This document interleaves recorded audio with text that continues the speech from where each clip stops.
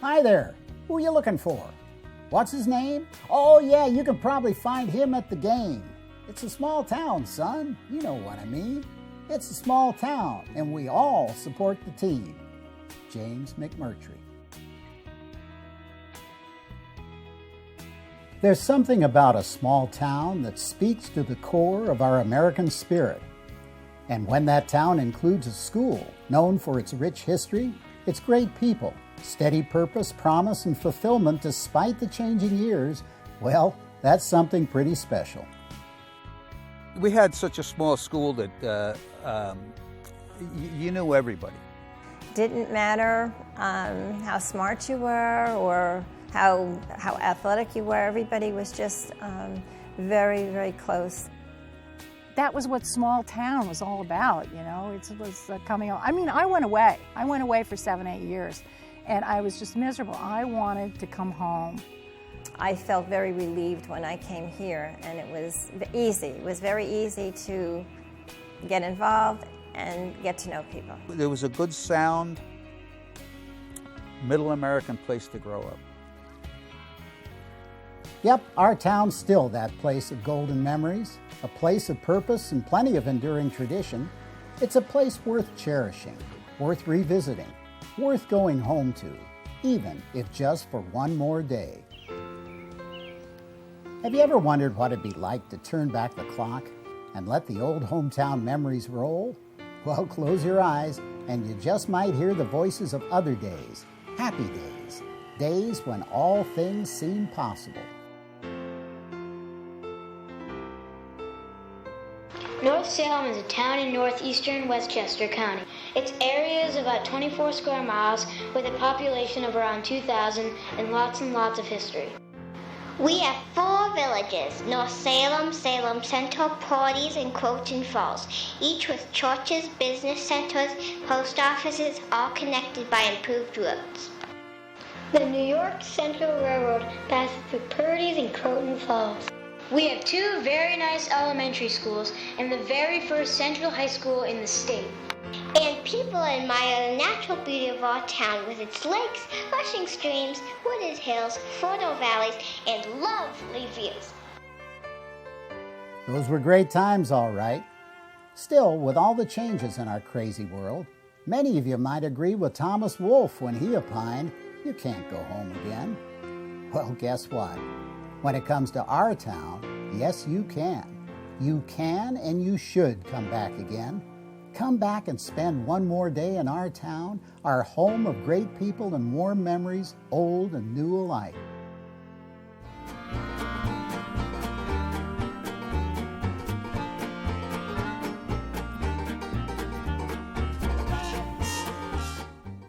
For most of us, the hub of our hometown memories will always be the school known as Central. Many of us who came here in the 1940s as 7th and 8th graders followed a family tradition of brothers, sisters, and even moms and dads who graduated from Central. Opened in 1929, Central had become a place where you could get a quality education, build strong, lifelong friendships, and learn the importance of giving steady service to our North Salem communities. During the Depression years, Central took on a family role for many folks in North Salem. Al Gregory remembers. My father was postmaster in Croton Falls up to 1932, and then Roosevelt had him thrown out and a Democrat put in there. My father was a Republican at that time. And after that, he had no job for, I don't know, a couple of years. He worked on the road. He did terrible jobs. He ended up custodian of the high school. And he paid me $15 a month to work for him, but out of his own pocket. By the late 1930s, Central High had become a cultural link for children of immigrant railroad and factory workers in Croton Falls and Purdys, and farm families in Salem Center and North Salem. Jim Lundy remembers. When we graduated from the 6th grade, we all went down to the Purdys Central School, built and completed in 1929. We went to that school, and now joined up with us were all these kids from Croton Falls. And for the first time, we had a multicultural experience in North Salem. The first time in my life.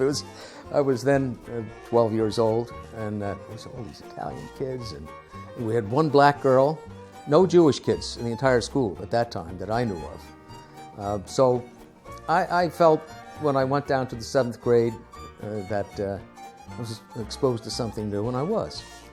And so it was very nice. It was something new and different and additional. Nice it was, and boy did these kids have some fun, as this classic film from 1939 by then Superintendent of Schools Fred C. Warner proves. But when the fun was over, the new family ties that Central High engendered would prove to be even more binding, as clouds of war rolled over both Europe and the Pacific. Jim Lundy remembers his teacher, Miss Eichner, telling her 4th grade class, "There are things brewing in Europe. You boys may have to go into the service someday and be prepared to put your life on the line for your country." She said, "And you boys, if you're going to prevent all of that from happening here, you may have to go into the service and fight against all of that, because God help us if it ever happened in this country." So we were prepared to do that. I mean, we were really thought about the war as being a war to preserve our way of life. Prepared they were, ready and willing too. Al Gregory, Central High class of 1940, served in the Army Infantry. By the summer of 1944, he landed in France following D-Day. Patton was taking the Army across France so fast they didn't need more men. What they needed was supplies.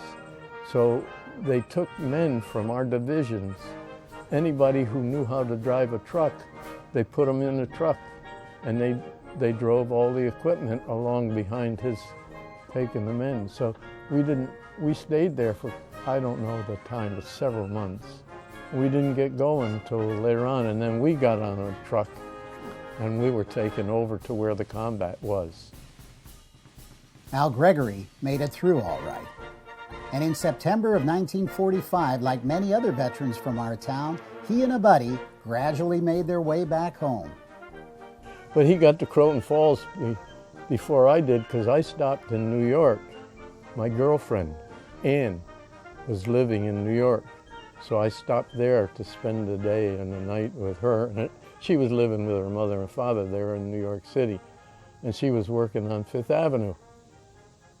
So I stopped to see her before I went home to my mother and father.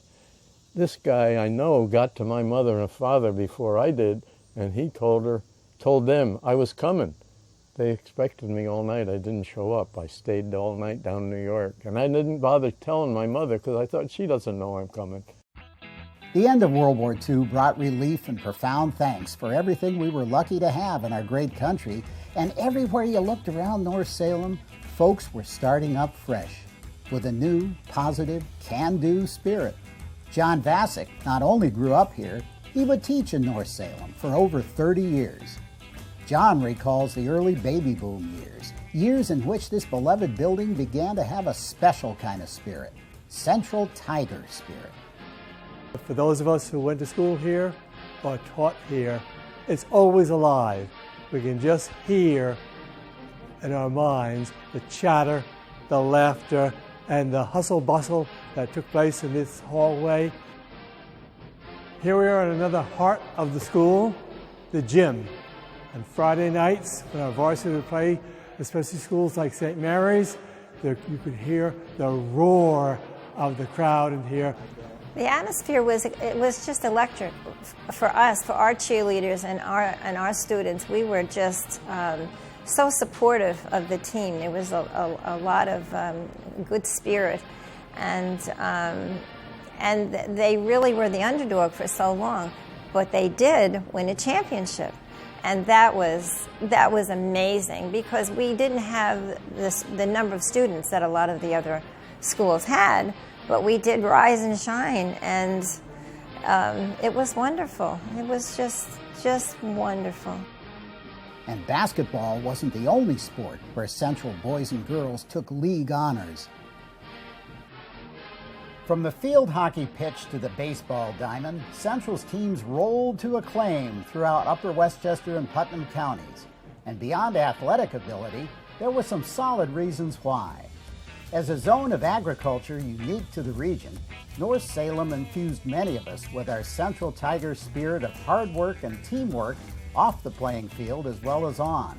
In fact, working side by side in places like Outhouse and Hates Orchards, and on Tompkins, Nichols, and other dairy farms all over the township, we Central kids took pride in a rite of passage and a respect for the land, for honest labor, and for what could be accomplished when we all pulled together as one. That pride made us a team that kept getting stronger and more resilient year by year. As we rolled through the 1950s, lots of Central High kids still had after-school jobs, as well as school and sports.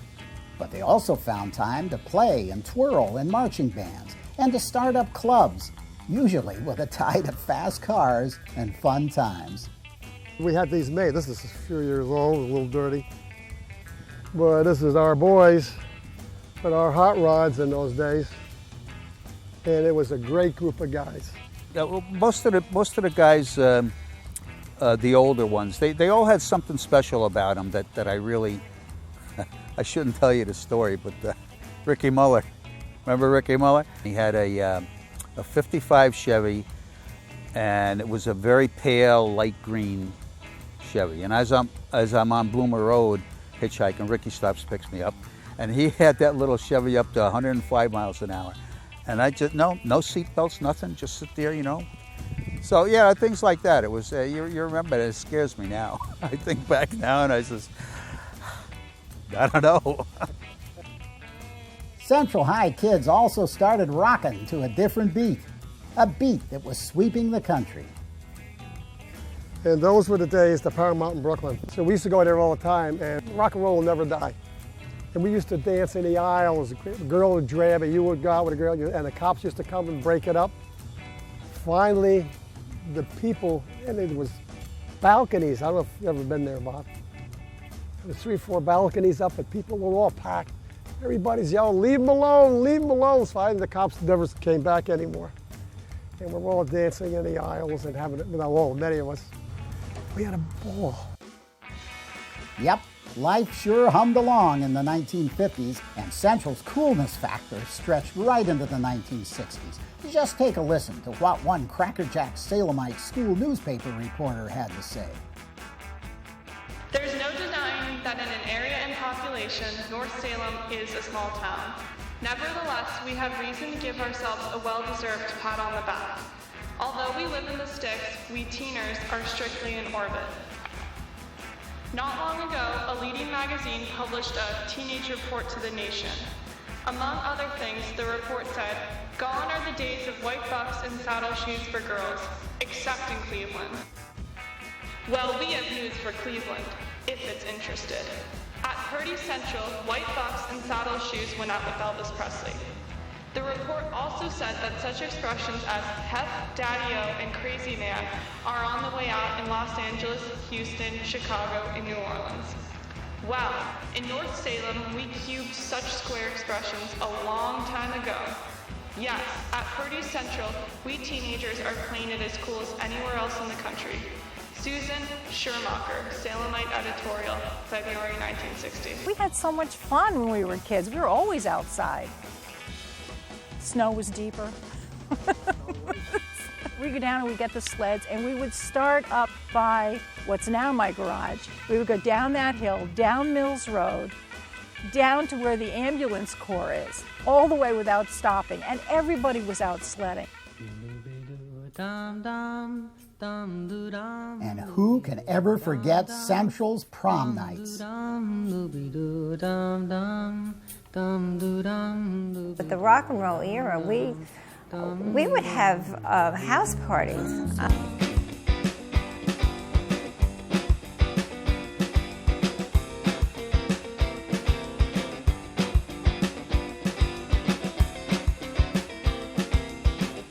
Anyway, getting back to my mother and father's hospitality, after the 1960 prom, they invited about, I'm going to say maybe 6 couples to go back to the house. This was early in the morning after the prom, and they wanted to make a breakfast, provide breakfast for us. And my mother came into the dining room with this platter of probably a dozen eggs that, over easy eggs. And she brought it out, and Freddie was at the head of the table, and he took the whole platter and he put it right down in front of him. And everybody was hysterical because he could have eaten it all, so they just made more eggs,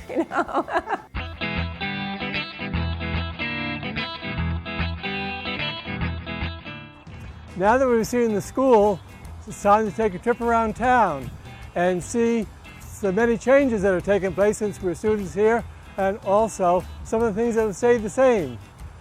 To do this, there's nobody better than native resident Bob Tompkins. Hi Bob, how you doing? How are you? Good to see you. And to take this trip around town, we're going to enter a 1955 Chevrolet type time machine that Bob's going to drive and take us around. Rolling around the township, familiar road names jog your memory. Hardscrabble, Bogtown, Dingle Ridge, Keeler Lane. Who needs GPS?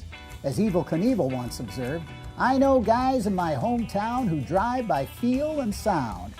Well, you still have to steer. Okay, here we go. First stop. I don't have to tell anybody what this is. Everybody remembers the red and white door, but this is the Dewdrop Inn. Here it is. When I think of the Dewdrop Inn, I think of Saturday nights, $3 pastas, my parents, everybody's outside playing bocce. Great place. Went on for, I don't know, long before me, and when they closed this restaurant for the 2 months after they made the decision, it was packed every single night.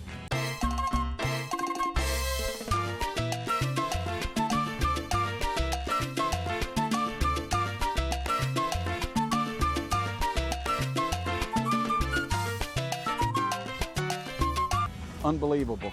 And I'm sure there are many people that lived on this hill that I went to school with that could tell a million stories here, but we'll save that for another day. Just like old times, you can still shoot the breeze with old North Salem pals at every turn. Guys like Rollo Morton, Central class of 1950. Rollo's still doing what he loves best, tinkering with bikes. And he remembers buddies who'd often borrow one of his masterpieces. The rear tire was so bald, it was canvas sticking out of it. Oh, jeez. They rode cross country with it. On it, Oh on my the slicker. God. Yeah, Never sit the rain. I don't know. It's unbelievable. And why not? I mean, bikes attracted, well, babes. Everybody had that in you. Donald Totten, Louis Ganella, Artie Byrne, it went all around. Yes, inspired by Rollo the Master Mechanic, many a Central stalwart envisioned himself a road warrior, able to take on any challenge.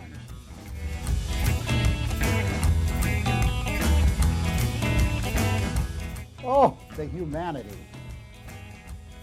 And what would Shootin' the Breeze be without mention of a saintly and spunky Central mom or two, like Rollo's mom, Dot Meldrum.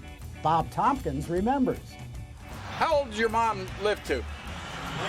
92. 92. No, when she was 86, Yeah. I came in and she's in her her house suit, Yeah. basically. House coat, is that what they used to call it? Sure. And I'd sit down, she'd give me a glass of water. She got up and she went like this. She goes, well? Well, what? That's exactly what I said. Yeah. Well, what? Yeah. She says, not bad for 86, huh? It's great. It doesn't get any better than that. Today, you'll find those familiar roads are still winding ribbons, connecting the patchwork panels of a community as unique as any you've ever experienced. And as we all know, every ribbon of roadway in North Salem carries stories. Stories that sometimes stretch back centuries. Hey, remember the story of Sarah Bishop, that mysterious hermitess who lived on a mountainside off Holly Road?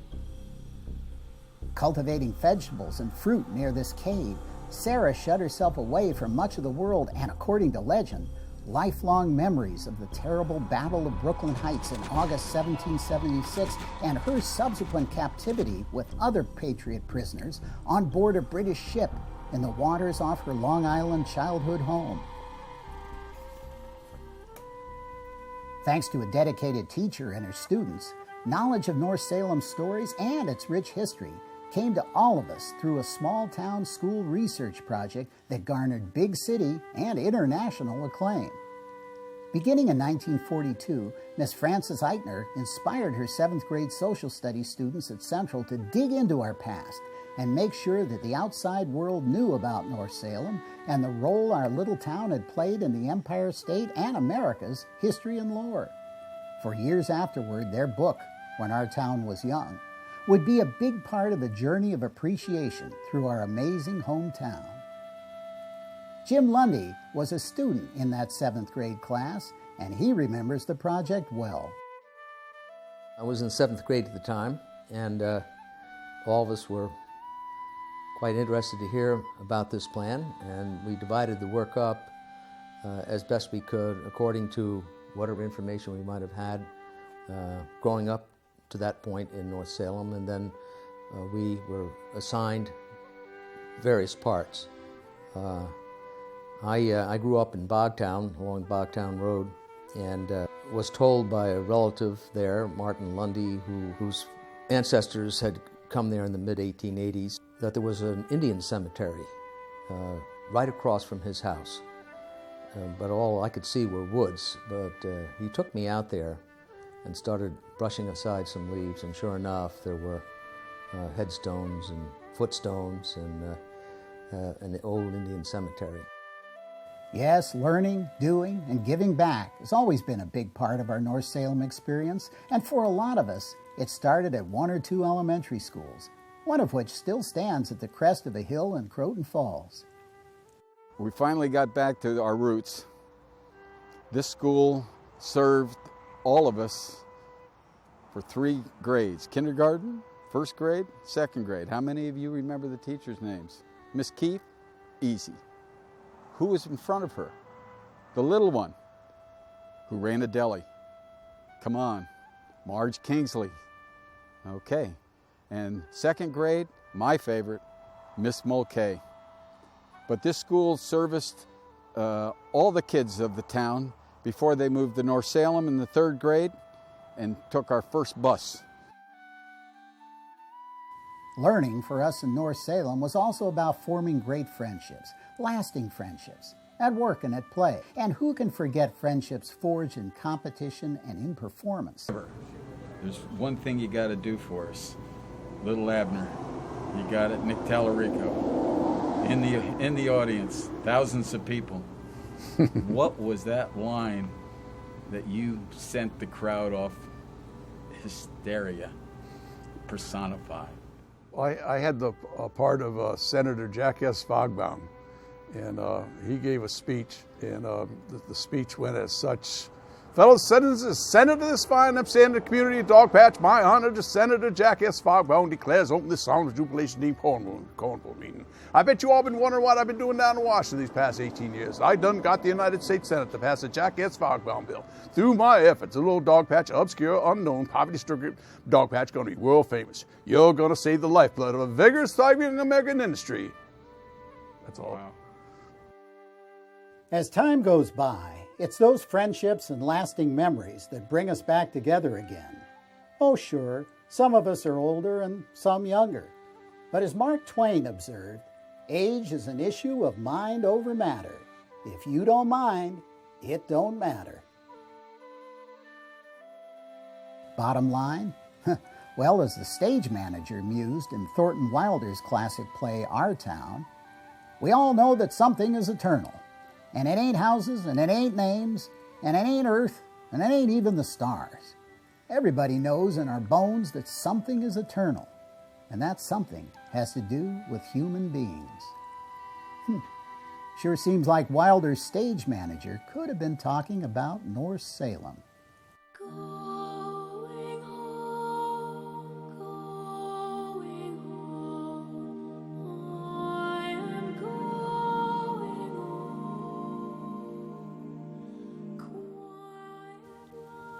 Yes, memories do matter in North Salem, and great memories live on. They should, they must, and with your help, they will. Especially the memories of those from our town, once young and full of promise, who made the ultimate sacrifice in service to those freedoms we hold so dear. The plaque outside their beloved Central, the plaque that honors their sacrifice, now sits weathered by time and in need of restoration. It calls us to reaffirm our dedication to the memory of our North Salem friends who, like those who fell on a battlefield in another war, a century and a half past, caused a precedent to proclaim that from these honored dead, we take increased devotion to that cause for which they gave the last full measure of devotion. Yes, a legacy of learning and doing, of service, sacrifice, achievement, respect for tradition, and lasting friendships. Call North Salem a small town miracle, if you will, but come back to the old town for a visit, and you just might agree with frontier author Willa Cather when she observed, "Where there is great love, there are always miracles." So come on back, won't you? Come back and share our living memories, even if it's just for one more day.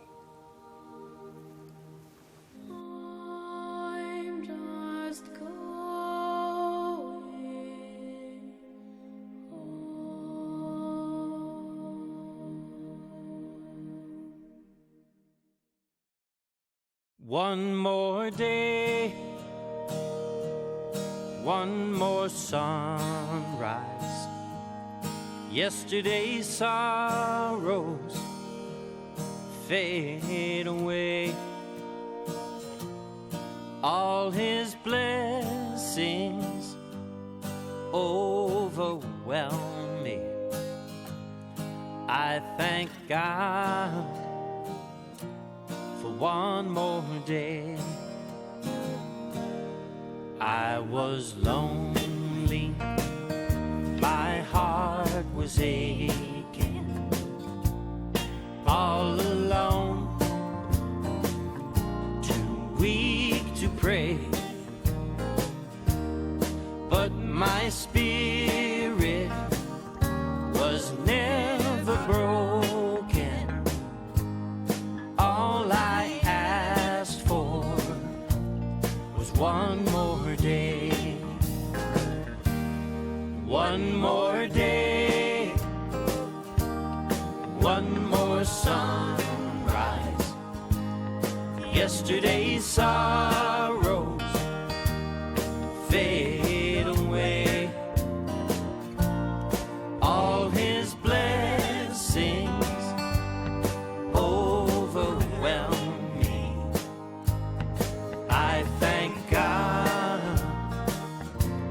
for one more day. One more day, one more sunrise. Yesterday